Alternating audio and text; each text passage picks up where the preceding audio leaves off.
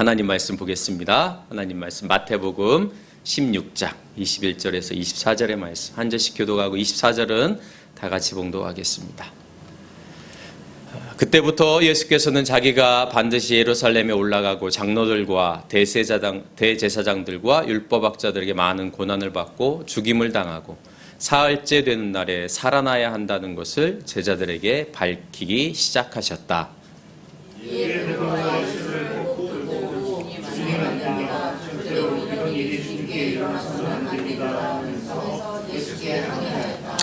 그러나 예수께서는 돌아서서 베드로에게 말씀하시기를 사탄아 내 뒤로 물러가라.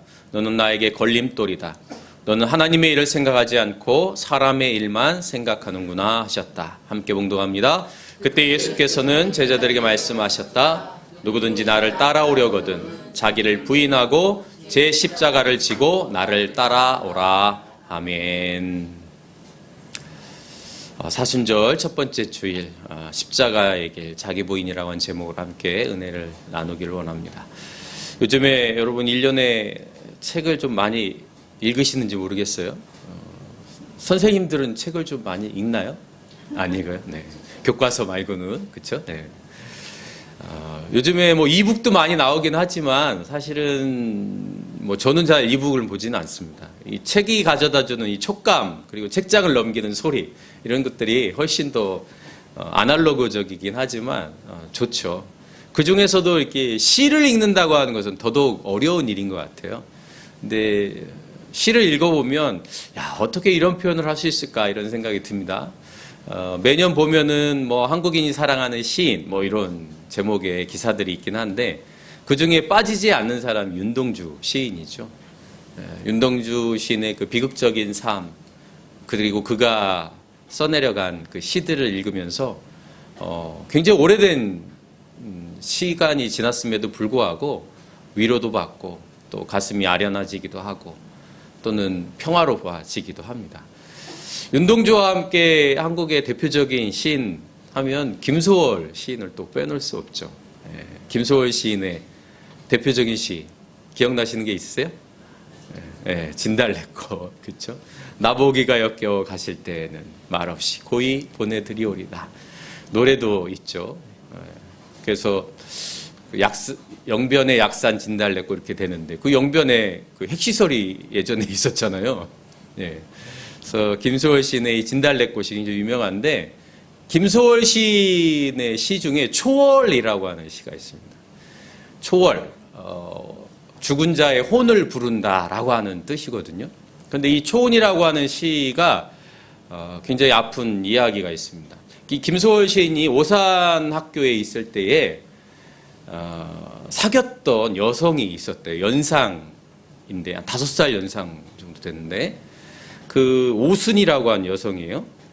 근데 그 김소월이 이 오순과 교제를 하는데 그 김소월의 아버지가 일본 사람한테 맞아가지고 정신 이상자가 됩니다. 그래가지고 김소월이 할아버지 손에 이제 자라게 되는데 그 할아버지에 의해서 김소월 시인이 14살에 장가를 갑니다. 14살에 장가를 가는데 그러면서 이제 이 오순이라고 하는 여성과는 교제할 수가 없죠. 그리고 이 오순이라고 하는 여성도 19살에 시집을 가게 됩니다. 그래서 이제 한동안 소식이 끊겼는데 이 오순이라고 하는 여성이 23살 되던 해에 남편에 의해서 맞아 죽습니다. 그런데 그 장례식장에 이제 김소월이 간 거예요. 자기가 예전에 사랑했던 여인. 그런데 남편에 의해서 맞아 죽은 비극적인 삶을 사는 거죠. 그래서 갔다 와서 비통한 마음으로 피를 토하는 심정으로 지은 시가 바로 이 초혼이라고 하는 시입니다. 아마 여러분도 들어보시면 아실 거예요. 산산이 부서진 이름이요 허공 중에 헤어진 이름이요 불러도 주인 없는 이름이요 부르다가 내가 죽을 이름이요. 노래도 아마 있는 걸로 제가 기억하는데 가곡으로 아마 거기서 이름은 이 오순이라고 하는 여성을 생각하면서 지은 시겠죠. 산산이 부서진다. 이제는 더 이상 불러도 대답이 없는 그 이름. 그리움에 대한 애절한 시라고 얘기할 수 있겠죠. 근데 산산이 부서져야 할 것, 그것은 오순이라고 하는 그 여인을 향한 그 마음, 그 표현뿐만 아니라 성경에서 보면 산산이 부서져야 할 것이 또 있는데 그것은 바로 우리 자신이에요. 우리 자아라는 거죠. 우리가 산산이 부서질 때에 비로소 우리는 십자가를 향하여 걸어갈 수 있다는 겁니다. 십자가의 길은 나라고 하는 이 존재가 산산이 부서져야만 비로소 걸어갈 수 있는 길이라는 거죠. 이것을 오늘 예수님은 자기를 부인한다라고 말씀하고 있어요. 자기 부인. 그것은 자기를 산산이 부수는 그런 과정이라고 볼 수 있습니다. 그래서 믿음의 생활, 신앙의 길은 결국 나를 산산이 부수고 새롭게 나를 만들어가는 그런 과정이라고 할 수 있죠. 그런데 세상은 어떻습니까? 자기를 정말 사랑한다면 자기 실현을 해야 되는 거죠. 자기 실현과 자기 사랑, 이것을 같은 의미로 사용하기도 합니다. 그런데 성경은 자기 부인이야말로 진정한 자기 사랑이다, 이렇게 말하는 거죠. 자기 부인을 통해서 결국 진정한 자신을 발견하게 되어지고 그것을 통해서 우리는 십자가의 길을 걸어갈 수 있다는 거예요. 그런데 오늘날 많은 현대인들이 자기 실현을 자기 사랑이라고 착각을 하죠. 여러분, 자기 실현하는 과정을 여러분 생각해 보세요. 오늘날 현대인들이 자기 실현을 하기 위해서 얼마나 많이 노력을 합니까? 자기 실현이라고 하는 것은 결국 자기를 드러내는 일인데, 자기를 드러내기 위해서 공부도 하고 또 노력도 하고 경쟁과 에서 이겨야 하고, 그렇죠? 또 상대방과 비교하면서 자신을 자꾸 세워나가려고 하잖아요. 그러다 보니까 끊임없는 자기 개발 속에 자신을 던져놓습니다. 그래서 자기 개발을 하지 않으면 뒤처진다고 생각하고 도태된다고 생각하고 내가 저 사람보다 더 뒤떨어진다고 생각합니다. 예전에 서울에 살다가 대전에 이사 오신 분이 계셨는데, 그분이 서울에 막 살다가 대전에 오니까 어느 순간인가 자기가 되게 뒤처지고 있다는 생각이 들더라는 거예요. 그 마음이 이해가 됩니다. 서울은 막 빨리빨리 가잖아요. 거기에 쫓아가잖아요. 그런데 대전에 오면 느긋해, 그냥. 서울 사람처럼 빨리빨리 하지도 않고 그냥 천천히 느긋느긋하게, 그렇게 기질도 그렇고 성격도 그렇고 대전이 딱 오면 그런 편안함이 있는 거죠. 그런데 그게 편안함으로 느껴지지 않고 뒤처진다고 생각을 하는 거죠. 그래서 불안하다는 거예요. 그래서 어떻게 하냐, 서울을 자주 간다. 유행이 뭔지, 사람들이 어떤 걸 좋아하는지, 이 서울부터 시작되어지니까. 생각해보면 바울이라고 하는 이 사람도 자기 실현을 위해서 끊임없이 노력했던 사람. 여러분, 바울이 자신에 대해서 고백했던 말씀을 기억하실 겁니다. 나는 히브리인 중에 히브리인이고 율법으로는 바리새인이고 율법의 의로는 흠없는 사람이었다. 여러분, 이 말씀을 신앙적으로 믿음적으로 보면 대단하다라고 생각할 수 있지만 얼마나 치열한 삶을 살았는가라는 생각을 할 수도 있어요. 여러분, 율법의 의로는 흠이 없다. 예를 들면 도덕적으로 또는 윤리적으로 우리가 그냥 쉽게 내가 흠이 없다라고 생각할 정도로 살아간다고 생각해 보세요. 저도 가끔 무단횡단도 하고, 차 운전하다가 신호위반도 하고, 유턴하지 말아야 되는 데서 유턴도 하고 막 그런단 말이죠. 그런데 여러분, 그것을 내가 반드시 지켜야 되겠다. 주변에 혹시 그런 분들 계십니까? 그런 분들 보면 여러분 어때요? 마음이 편안하고, 그 사람과 같이 있으면 좋고 막 그런가요? 물론 그럴 수도 있지만 한편으로는 너무 철저하고 너무 완벽하려고 하는 사람들 옆에 있으면 때로는 숨 막히기조차. 제가 보기에 바울은 아마 완벽주의에 가까운 사람이지 않을까 싶어요. 율법을 지키기 위해서. 물론 그 열심과 열정은 충분히 이해가 됩니다.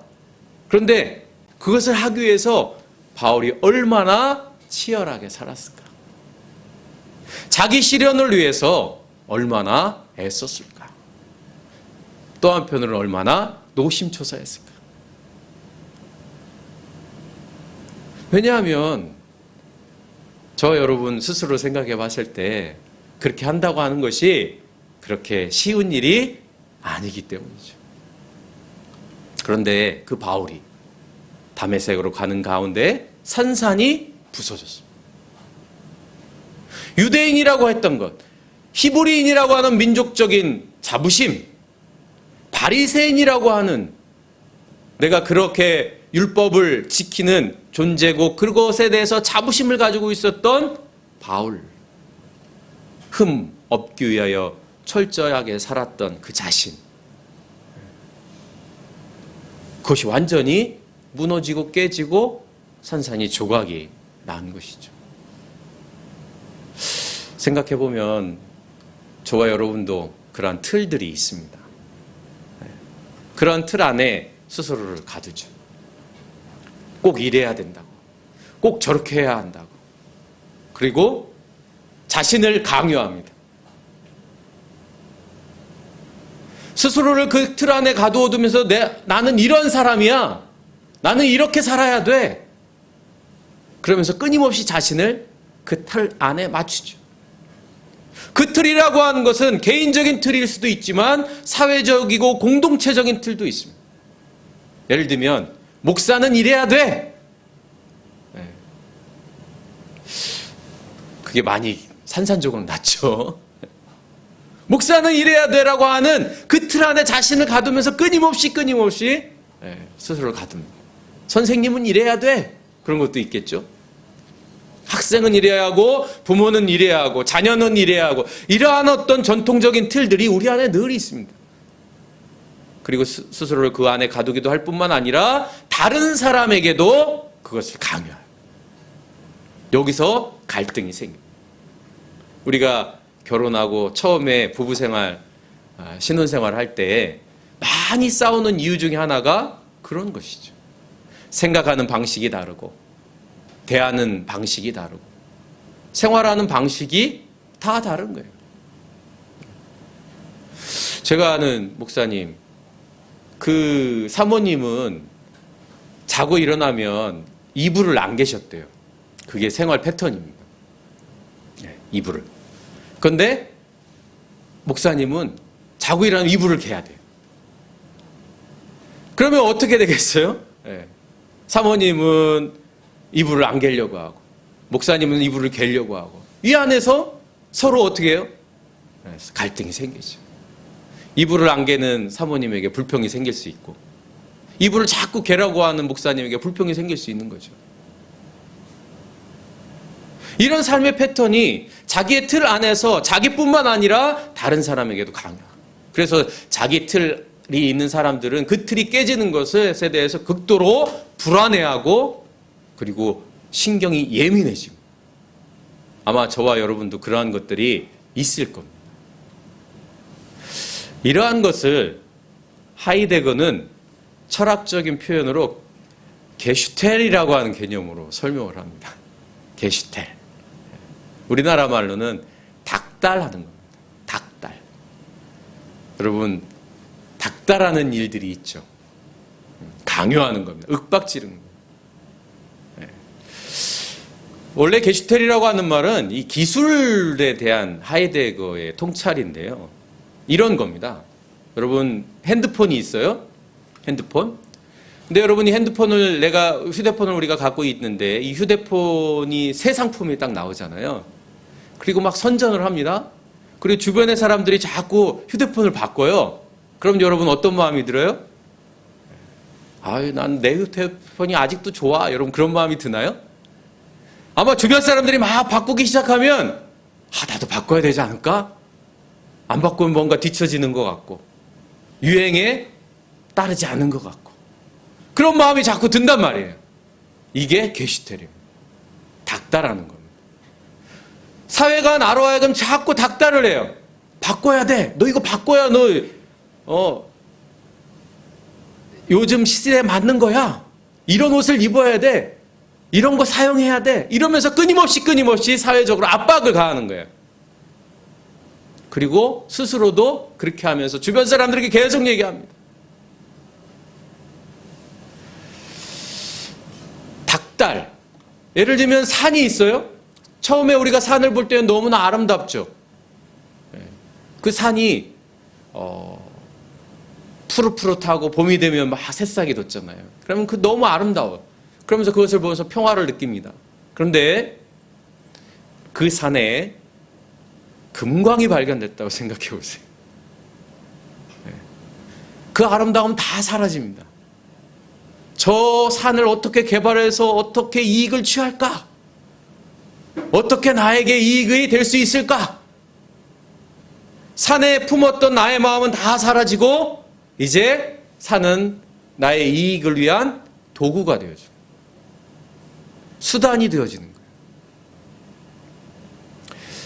산과 핸드폰 이런 거 기술적인 부분들뿐 아니라 사람도 마찬가지입니다. 여러분 오늘날 사람은 존재로 인식되기보다는 데이터로 인식되어져.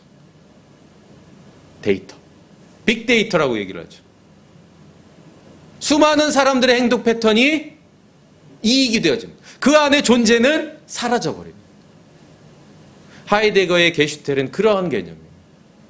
모든 관계적인 의미는 사라지고 대상화되어지고 도구화되어져서 닥달하는 거죠. 부부관계도 마찬가지고요.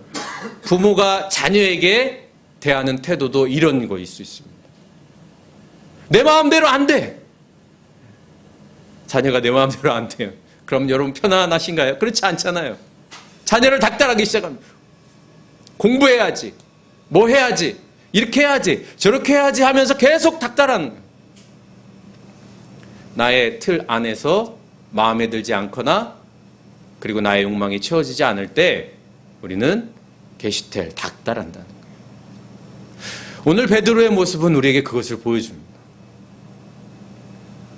자기 부인이 되지 않을 때 우리는 끊임없이 닥달합니다.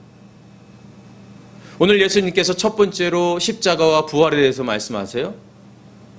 그런데 베드로는 그것을 받아들일 수가 없습니다. 왜 그렇습니까? 베드로는 이미 예수님을 통해서 이루고 싶은 게 있는 거예요. 예수님을 통해서 자기 실현을 하고 싶은 거예요. 오병이의 기적이 일어났을 때에 수많은 사람들이 예수님을 임금으로 세우자. 그러니까 예수님이 어떻게 합니까? 혼자 산으로 떠나가시다. 여기 보면 그들이 와서 자기를 억지로 붙들어라고 말합니다. 자신의 욕구로 욕망을 실현하기 위해서 자기 실현을 하기 위해서 예수님을 임금으로 세우는 거예요. 억지로 닥달하는 겁니다. 게슈텔인 것이죠. 그런데 베드로도 그렇게 하고 있다는 거예요. 오늘 22절 말씀에 베드로가 예수를 꼭 붙들고 주님 안 됩니다. 예수께 항의했다고 말합니다. 예수님을 닥달하고 있는 거예요. 나의 생각과 나의 계획과 나의 스케줄이 딱 있는데 그러면 예수님은 죽으면 안 된단 말이에요. 제자들 사이에서도 자리 다툼하고 서로 누가 높으냐. 제자들은 지금 예수님을 통해서 자기 실현을 하려고 하고 있는데 예수님이 죽는다는 거예요. 청천벽력 같은 이야기죠. 있을 수 없는 이야기 아닙니까? 예수님이 죽으면 아무것도 아닌데 여기에 자기 부인이라고 하는 단어가 매우 중요한 위치를 차지하고 있습니다. 자기 부인하지 않으면, 자기의 틀을 깨지 않으면 끊임없이 닥달하게 되어지고 예수님조차도 수단과 도구가 되어진다. 사랑하는 남교회 성도 여러분, 한국교회 문제는 여기에 있다고 생각합니다. 믿음이 자기 실현의 도구가 되어져 버렸습니다. 자아 실현의 현장이 교회가 되어져 버렸습니다. 교회 안에서 자기를 드러내고 싶습니다. 자기 실현을 하고 싶어요. 사회에서 자기 실현하지 못한 사람들이요, 교회에서 더 많이 실현하려고 합니다. 이민교회가 왜 어려운지 아세요? 여러분, 미국에 있는, 유럽에 있는 교회들이 어려운 이유 중에 하나가 여기입니다. 사회적으로는 이민자들의 삶이 얼마나 힘들겠습니까? 보이지 않는 인종차별 있지 않겠어요? 그런데 교회에 오면 그런 것들을 보상받고 싶거든요. 끊임없이 자신의 존재를 드러내고 싶고 자기 실현을 하고 싶은 거예요. 한국교회, 이 자기 실현을 도구화했습니다. 교회 오면 부자 된다고 말합니다. 세상이 말하는 자기 실현을 교회를 통해서 믿음이라고 하는 이름으로 포장을 해서 그것을 자극하고 그것을 도구화해서 교회를 이렇게 성장시킨 겁니다. 그러니 오늘날 교회 안에 벌어지는 수많은 부조리함들과 문제들이 바로 여기서 시작되어지는 것이죠. 믿음 생활이 자기 실현과 자아 실현으로 점철된다면 그것은 믿음을 자기 도구화하는 겁니다. 그러므로 오늘 예수님이 말씀하신 자기를 부인하지 않고서는 십자가를 질 수 없다라고 하는 이 말씀은 오늘 우리에게 너무나 중요한 말씀. 그래서 사도 바울은 발견했다고 말합니다. 무엇을 발견했느냐? 같이 읽습니다. 시작. 곧 나는 선을 행하려고 하는데 그러한 나에게 악이 붙어 있다는 것입니다. 나는 한 가지를 발견하였습니다. 내 안에 두 가지 마음이 있다는 것이죠. 선을 행하려고 하지만 그 안에 악도 있다는 겁니다. 그게 우리의 존재라는 겁니다. 우리가 끊임없이 하나님의 법을 쫓아서 살아가려고 하지만 또 한편으로는 죄의 법을 따라가서 살아가는 거예요. 우리가 믿음의 길을 가려고 하지만 그것을 통해서 그 안에 자기 실현이라고 하는 것이 작동하기 시작하는 거예요. 그것을 발견했다는 거예요. 다시 말하면 이것을 성찰할 수 있어야 한다는 거예요. 오늘날 목사가 목회를 하면서 목회를 통해서 자기 실현을 하려고 합니다. 자기 실현을 하려고. 목회에 성공해야 된다라고 하는. 처음에는 열정이 있었겠죠. 그러나 그 열정이 자기 실현으로 변질되고 왜곡되어지면서 결국 교회 성장이 자기의 힘으로 되어진다고 착각하게 되어집니다. 어디 목사뿐이겠습니까? 그것이 인간의 본질이라는 거죠. 바울은 그것을 발견한 거예요. 그래서 바울이 쓴 여러 가지 서신들 중에 보면 아주 중요한 개념들이 나오는데 그 개념 중에 하나가 바로 속사람과 겉사람. 나의 속사람. 이 속사람이라고 하는 것은 결국 참 자아를 말합니다. 우리가 죄에 의해서 왜곡되어지고 변질되어지기 전의 나. 예수님께서 천지를 창조하시고 하나님의 형상대로 만드셨을 때 그 나. 그것이 속사람이죠. 그것이 선을 행하려고 하는 거예요. 하나님의 법을 따르려고 하는 거예요. 그런데 오늘날 우리는 겉사람이 마치 참 자아인 것처럼 생각합니다. 그런데 그것이 거짓 자아라는 거예요. 거짓 자아를 참 자아로 착각하면서 우리는 겉사람을 나의 신분과 내가 가지고 있는 물질과 내가 위치한 어떤 자리, 그것이 마치 나인 것냥 그렇게 자기 실현을 하면서 살아가는 거죠. 그래서 바울은 옛사람을 벗어버리고 새 사람을 입으라 라고 말합니다. 그 과정이 바로 자기 부인의 과정이라는 거예요. 자기 부인하지 않으면 겉사람을 속사람이라고 생각하고 거짓 자아를 참 자아라고 생각하고 옛사람을 새 사람이라고 착각하게 되어집니다. 그러므로 자기 부인하지 않고는 우리는 십자가의 길을 걸어갈 수 없습니다. 자기 부인하지 않고는 내가 십자가의 길을 걸어간다고 착각할 수밖에 없다는 거예요.